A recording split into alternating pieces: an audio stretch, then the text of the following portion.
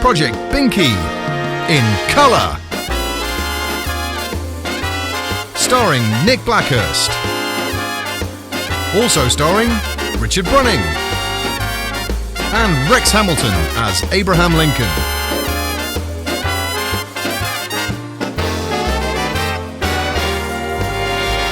Tonight's episode, the Salmon Moose.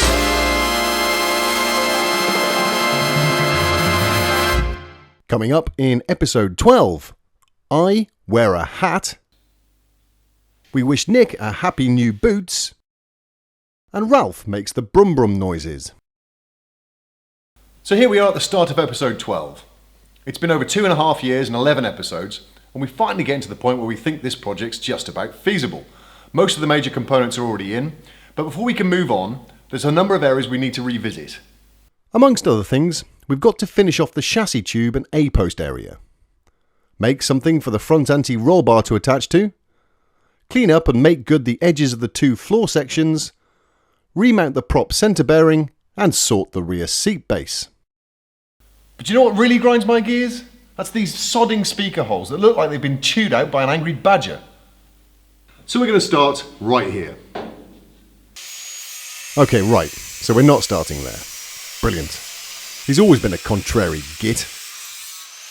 To close off the end of the sill tubes, we start by slicing the tube back and putting a plate in. Then chamfering off the tube and putting another plate in. And this last plate is more about avoiding the moisture and dirt trap that was there before. With the sill tube end all tacked together and sorted, we might as well finish the bottom of the A-post. But it would be nice if we could actually get to it.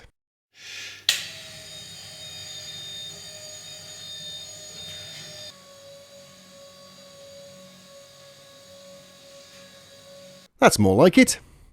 The first job is to fill these two holes in the outer sill panel. A little bit of flat plate and some MIG action will fix that right up, and after some plug welds and a little bit of trimmage, we can install the A-post closing panel.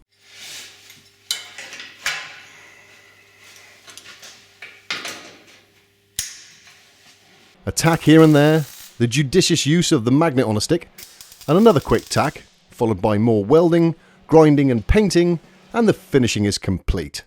And yes, we did do the other side to match. Great! Now we can move on to the parcel shelf.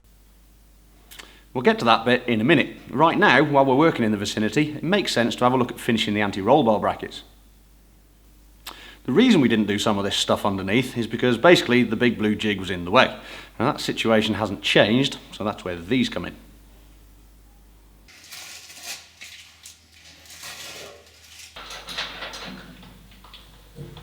So after 18 months, I finally find out what these bloody holes are for. You've always got to be thinking 15 steps ahead with a build like this. Now admittedly, a lot of it is blind luck, brute force and ignorance, but some of it is planned.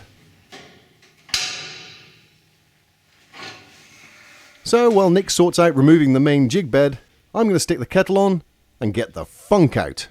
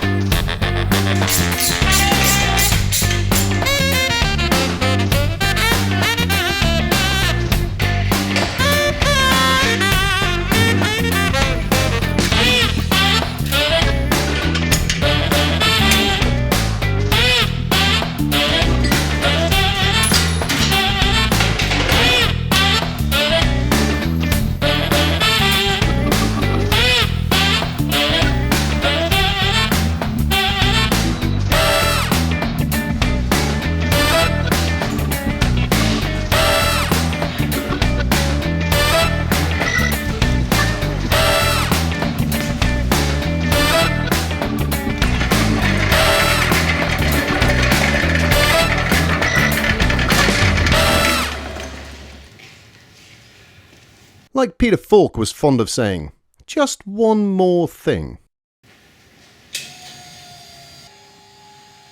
We often get asked about the jig, but sadly we made no plans for it. We kind of made it up as we went along. It's quite effective though, and it really saves a lot of backache. Well, that makes life a bit easier. So what we're trying to get at is these anti-roll bar brackets. So I need to remove the prop, and then I can get rid of the anti-roll bar and we can get cracking. Once I've finished my tea, obviously. Drink up then. Marvellous. Now the light refreshments are out the way, we can crack on removing the prop shaft and then the anti-roll bar. Then we can get a better look at what needs making to mount the sway bar properly. As it stands, the anti-roll bar isn't going to do anything for the handling, it's just going to flex these brackets. And that's because, temporarily, we just had a nut and bolt through this hole holding the clamp to the bracket. What we need is a bit of rear support for the bracket, and then a bolt that goes through the clamp, through the bracket and into the chassis. This is what's on the Celica, and that's what we've got to replicate on the Mini. So we'll start with some 40x40 box section. Some careful marking out needed here, along with a swift visit to the pillar drill and an appointment with the grinder. Add in a couple of captive nuts with the MIG, and after some bending, linishing and fettling, you end up with these handsome little brackets. We'll just quickly bolt these up to make sure we're on the right track.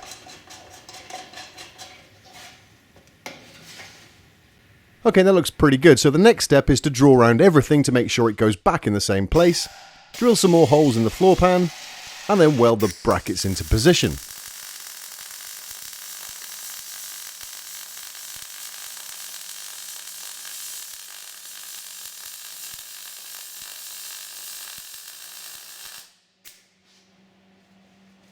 There we go. The anti-roll bar brackets are in, and after a bit more fettling, they look like this once they're done. Now the sway bar will actually have an effect when cornering, and the car is marginally less likely to throw us into a ditch at the first opportunity. So now it's definitely time to fix the parcel shelf. Well, we got the car off at this angle, it probably makes sense to have a look at redoing this prop centre bearing carrier. But before we do that, and before I get my wrists sliced open, we probably need to do something about these razor sharp edges. I mean, I've thought for a while now this project's going to kill me one way or another. I just had always imagined it would be as a result of a, hey, you'll watch this moment whilst driving it, rather than by bleeding out on the floor of the shed. Alright, in lieu of the parcel shelf fix, we'll work to mitigate any chance of exsanguination and trim these razor sharp panels back before priming the underside, softly thrashing them over with a hammer, and welding the edges to the tunnel. After a little work with the linisher and an aerosol can, the finished edges look pretty reasonable.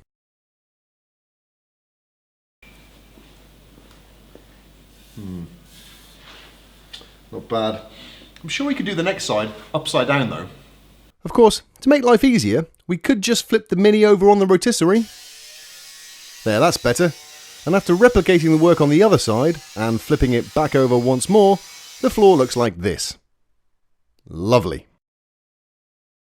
It's at this point that things start to get a bit tricky. We've got the prop centre bearing, the handbrake cables, the exhaust and the seat runner all trying to occupy the same space.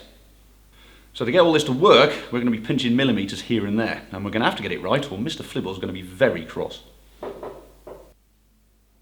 We'll start the delicate and precise work by hacking off the original centre bearing mount with assorted different power tools.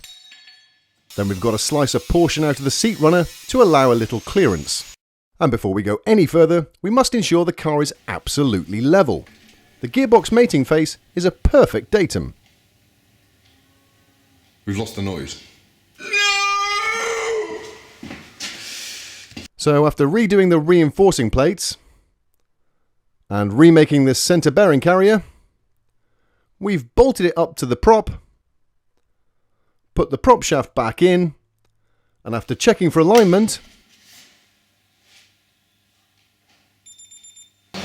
Tack it in place.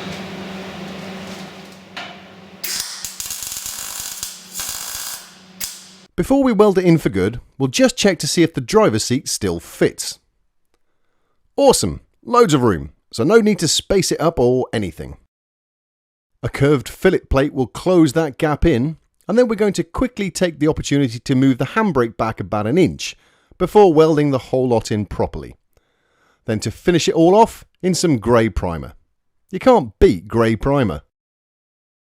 There's now plenty of room for the prop flange, and with it all bolted up, the whole thing looks terrific.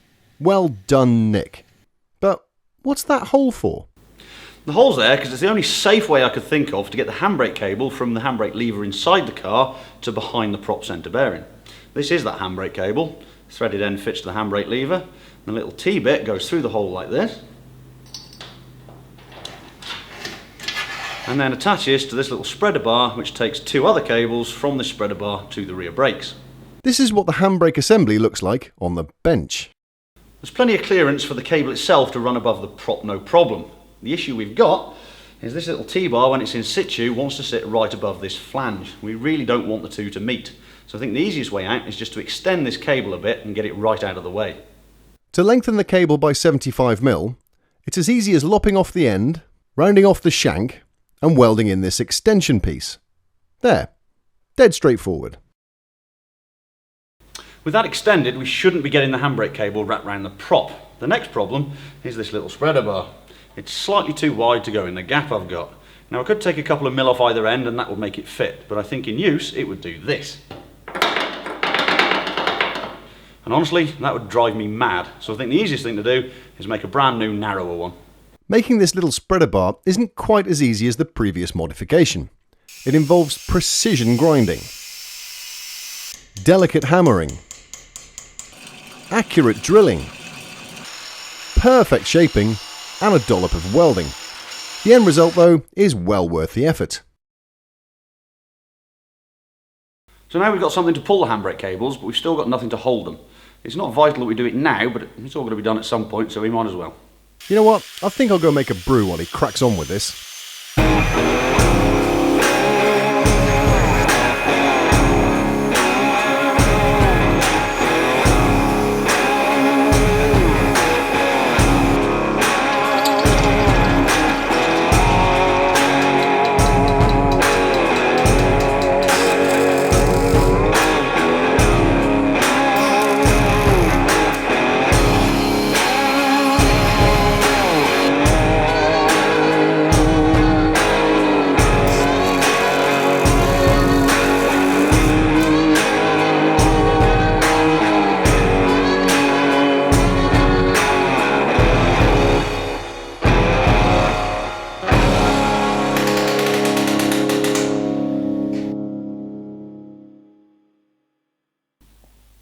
Well, that's the prop centre bearing, the handbrake cables and the seat runner, all in close proximity, but all sorted.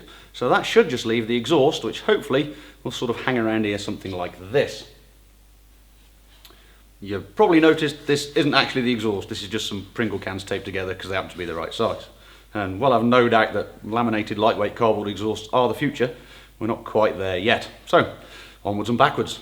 While we're moving backwards towards the inevitable parcel shelf fix, we thought we'd stop off on the way and finish these plug welds in the back seat. The next job on the list is to relieve the seat base and seat back to accommodate the exhaust. The pipe sits above the rear subframe, and in the Mini it encroaches on the space designated for the back seat. The extent of this cutout is pure guesswork, but we're pretty sure the exhaust comes somewhere near here. In the unlikely event someone is sitting in the back, they are almost certain to get toasty buttocks. It is a massive hole, but it'll be fine once it's plated over. Trouble is, I can't really do that until we fitted the exhaust, so that really has got to be the next job. The original Celica front section fits a bit like this, and the bend goes round the prop centre bearing mount almost perfectly. The rear section fits on thus, but there's a huge problem with it.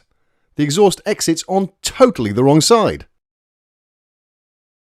That is a damn shame if you ask me. It looks like I'm going to have to get my wallet out again and get a new exhaust. But what to go for? Well, both me and the 3S GTE motor like a bit of girth, so we'll keep it at the 3-inch bore that this one is.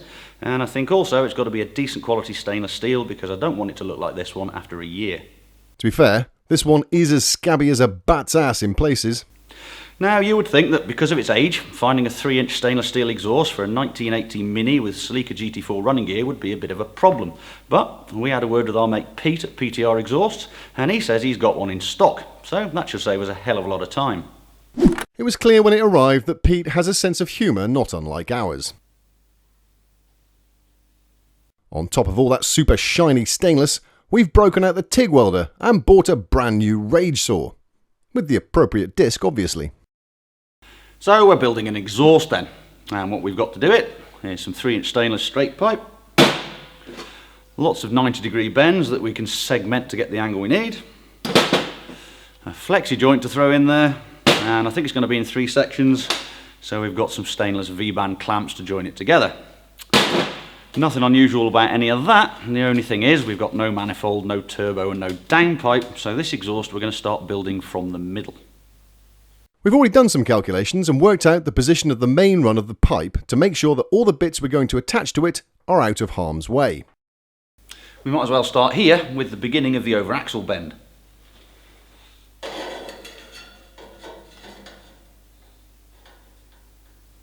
It looks like it wants to be 45 degrees-ish, which is nice and easy for the first cut.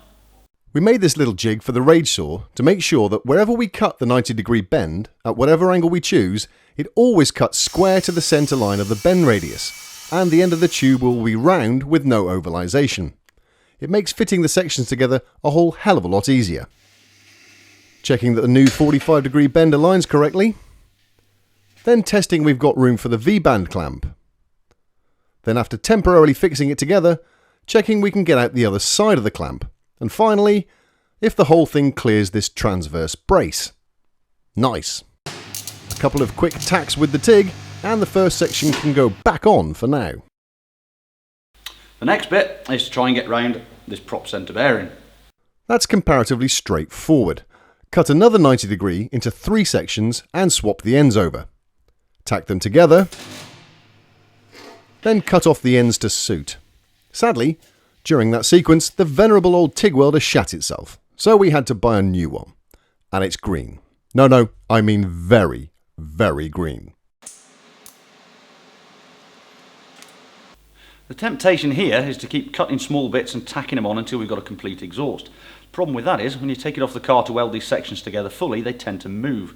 All those little bits of movement can add up to an exhaust that doesn't fit anymore when you put it back on the car. So what I like to do is complete a small section with tacking, then take it off and fully weld it before moving on.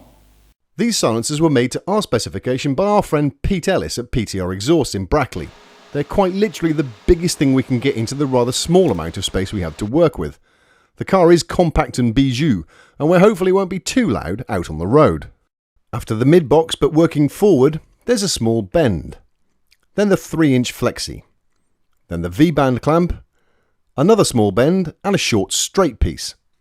It's amazing how well 2-inch masking tape fixes the bits together. We've got to fix this front section to the car somehow, so we whipped up this bracket that bolts to the front diff housing. These 2 stainless lugs get welded to the exhaust front section, and then when all the joins are aligned, we can weld round the whole lot. After that, we can carry on under the sump towards the as yet imaginary downpipe.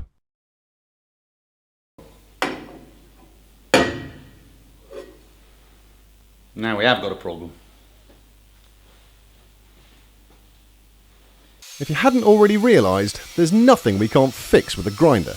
Well, I say fix, what I mean is create another problem we'll have to solve a little further down the road.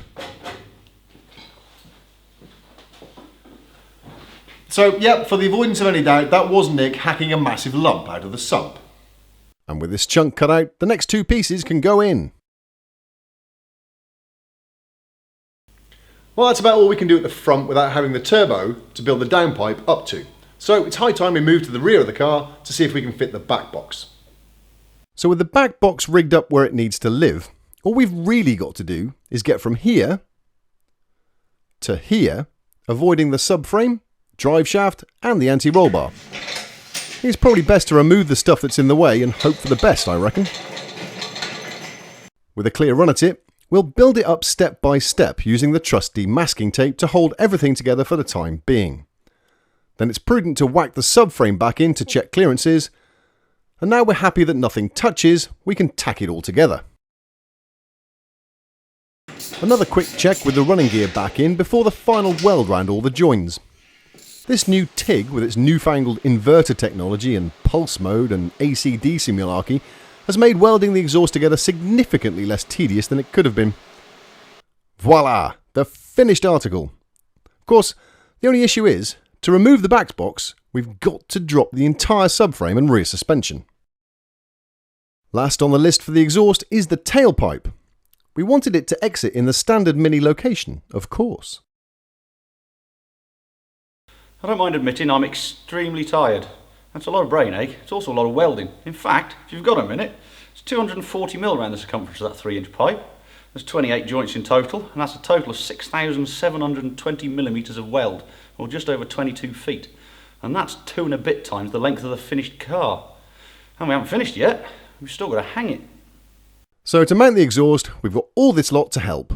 We've got some offcuts of inch box, some stainless steel washers, some M8 nuts and bolts, some 12mm stainless rod, 12mm ID stainless tube, and some heavy-duty exhaust rubbers found on many VAG Group cars.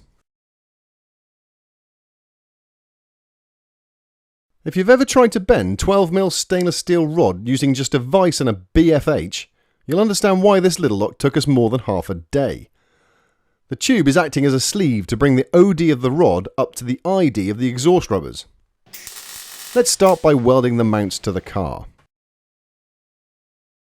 Next, the hangers get tigged onto the back box. Talk amongst yourselves while Nick finishes this weld off.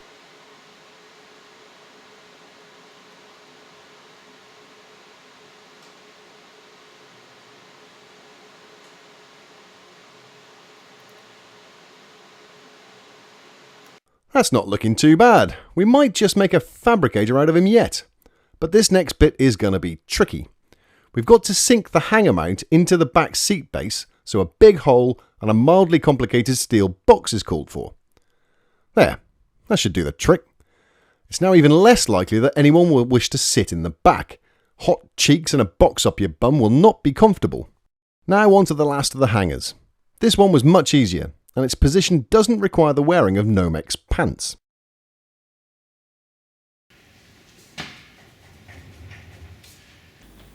Pretty smart and really well hung. And I finished the exhaust. Yes. The less said about that, the better. Time to have a look at the complete, finished exhaust. Yes, it's taken ages, but I think the end result looks absolutely fantastic. A full 3-inch stainless exhaust with custom-made mid-box and rear silencer. It's nice to finally be able to put some shiny stuff on the car. Shiny. This is not a perspective gag. The original Mini exhaust really is that small. So now it's time to crack on with sorting out this hole. This panel's actually going to be quite tricky, and cardboard's not going to hold its shape for me. So this time, in a slight change to the norm, I'm going to be starting off with this bit of old metal, precision formed around an old paint can. We start by sticking on a couple of spacers. Then position the bit of precision formed metal where we need it. Then using a craft knife blade, scratch on the contours of the hole, keeping the blade flat against the panel work. Then draw around the scratch marks so we can see the lines clearly before replicating them onto some tracing paper. Then cut that out and transfer it to the trusty cardboard. Add in the return flanges and boom! A CAD template. Finish it in some sheet steel and then just weld it to the car. It's that simple. The end cap was much easier though, and the finished fix looks reasonably neat. Still wouldn't want to sit my delicate posterior anywhere near it though. Well, that's that sorted, so it's on to the next job, which might actually be the parcel shelf. About bloody time! The main area of concern at the back here, as Rich may have mentioned, is these nasty speaker holes. Now, we are going to want some banging tunes in the car to drown out the screams, so I think the easiest way to deal with them is to fill them with speakers. It does seem like an odd time to be worried about speakers when there's so many other jobs left to do, but I want to turn this entire back seat and parcel shelf area into a firewall, so I need them in there to build round, and at the moment it's all a little bit drafty. If you're now getting excited expecting to see a mad MDF speaker build, then I'm afraid you're going to be sadly disappointed for a couple of reasons. Firstly, to my mind, wood is fine for a dashboard, but it's only appropriate in the back of a car if you're transporting furniture or you're on a date. Secondly, it's a firewall, which means it has to be fireproof, which means whatever we do is going to have to be made out of steel.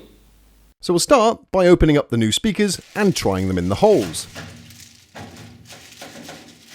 And it turns out our 6x9 speakers don't actually fit in the 6x9 holes. But that's great, because we can trim back the god-awful excuse for a modification and fit them properly. Bring on the grinder!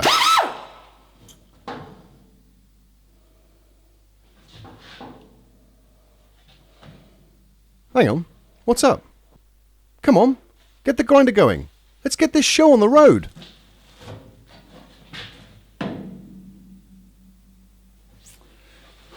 You know what? I think we're going to have a look at the fuel tank first. Oh, you've got to be kidding me.